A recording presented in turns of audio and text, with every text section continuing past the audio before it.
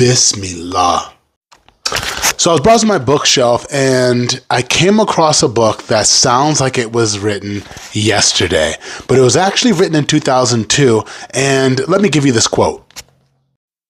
Although we regularly stigmatize other societies as rogue states, we ourselves have become the largest rogue state of all. We honor no treaties, we spurn international courts, we strike unilaterally wherever we choose, we give orders to the United Nations but do not pay our dues, we complain of terrorism, yet our empire is now the greatest terrorist of all.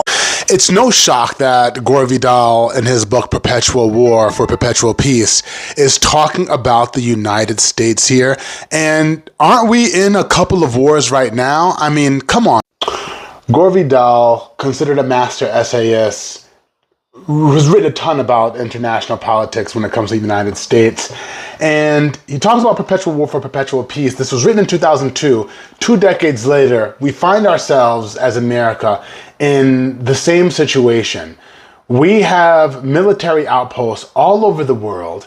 We're currently funding Israel with billions of dollars, as are we with Ukraine, even though we funded Al-Qaeda and the terrorist groups, some of the terrorist groups in the Middle East, to go against Israel, Perpetual War for Perpetual Peace. We continue to fund Ukraine to encroach on Russia's territory in Europe, even though we signed a treaty. Again, we spurn international courts. We tell the United Nations essentially what to do, even though we said there would be no more encroaching onto Russian territory, and now we're funding Ukraine, which did the encroaching.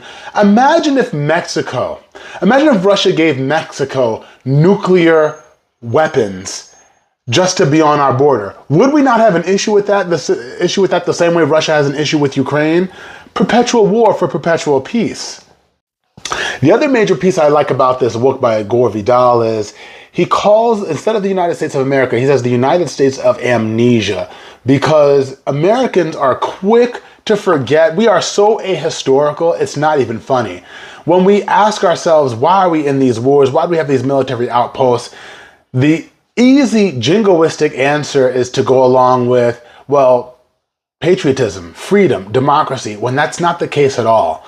We forget that we put these adversaries, we put these enemies in place. We fund both sides. And when I say we, I use that very liberally. America funds both sides of a war to make it seem as though we're keeping the peace when that's not the case at all. Do you think the United States has an issue with amnesia, or are we just doing this on purpose?